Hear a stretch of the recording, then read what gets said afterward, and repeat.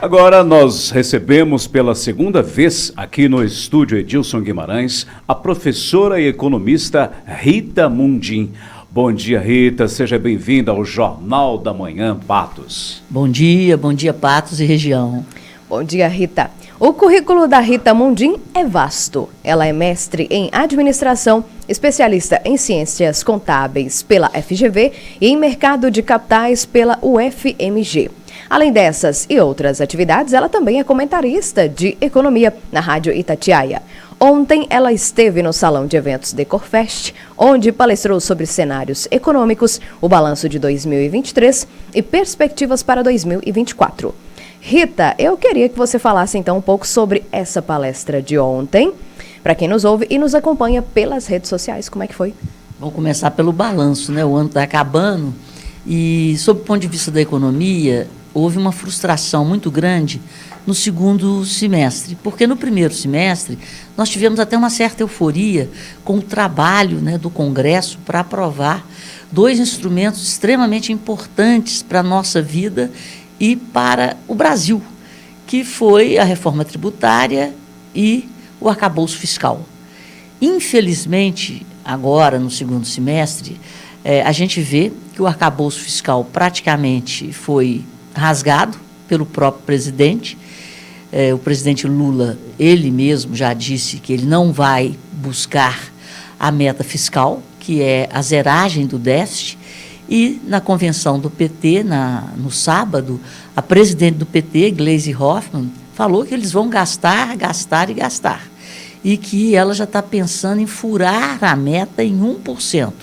Quando o Lula, lá atrás, falou em furar a meta, ele falou 0,25, meio. Então, agora a presidente do PT já está levantando aí o sarrafo. Isso é muito preocupante.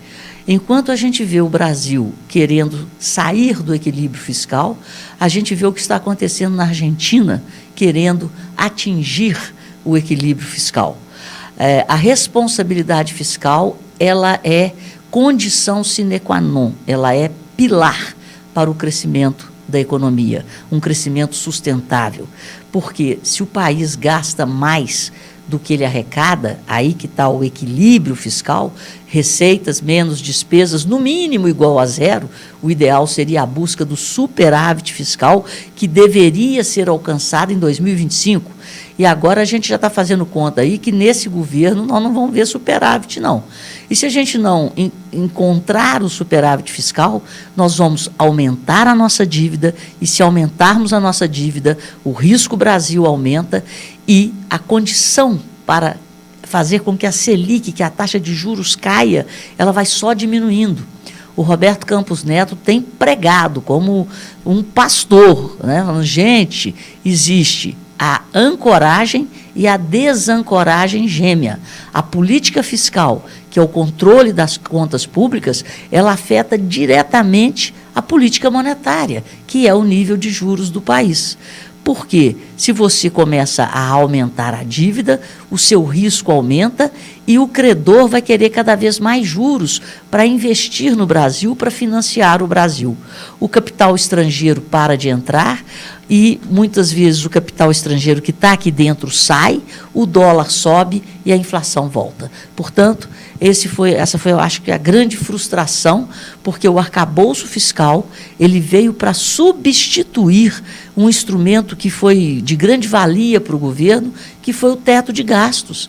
Tem que ter freio no gasto público, porque senão a sociedade paga a conta.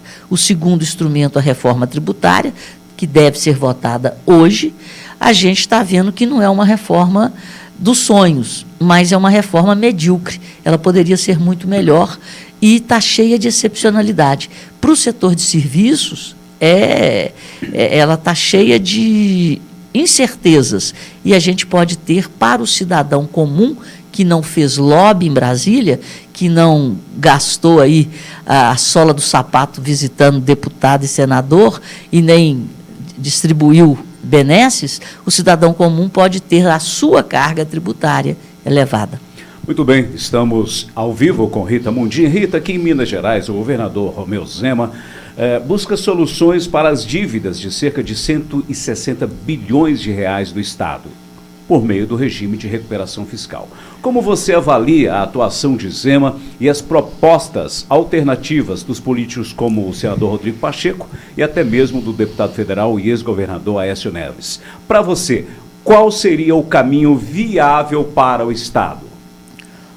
Olha, quando você chega na situação que o Estado de Minas chegou, que foi de bancarrota, né? O Zema pegou um Estado terra arrasada. Eu acho que estamos numa sinuca de bico, porque, na minha opinião, o ideal seria, sim, a privatização das empresas para o bem dos mineiros, porque a gente vê que, apesar de termos uma gestão boa, tanto na CEMIG quanto na Copasa, as empresas estão dando lucro, mas elas estão fazendo o que podem com o que têm. Então, elas estão tentando melhorar a qualidade da energia e melhorar a qualidade aí do esgotamento, da água dos mineiros, mas poderiam fazer muito mais e muito mais rápido se houvesse uma injeção de capital. Então, essa federalização, que eu acho que é aí que está uma grande armadilha, uma armadilha política, ela me preocupa porque a qualidade da nossa água, do nosso esgoto e a qualidade da nossa energia, ela pode piorar, porque o Estado, a gente sabe que ele não é eficiente quando ele entra na economia. Então, o ideal, na minha opinião, seria a privatização, né, o transformar essas empresas em corporação, como era a primeira ideia, o primeiro plano do Zema. E nós também estamos falando da Codemig, né, do nióbio. Então, isso vale muito. Então, eu acho que as cenas dos próximos capítulos ainda virão. E o mais triste, que essa discussão está sendo feita em ano eleitoral. O ano que vem é ano eleitoral. Então, para o político, nada melhor do que se apoderar de empresas públicas que podem se transformar em cabides de emprego, em moeda de poder.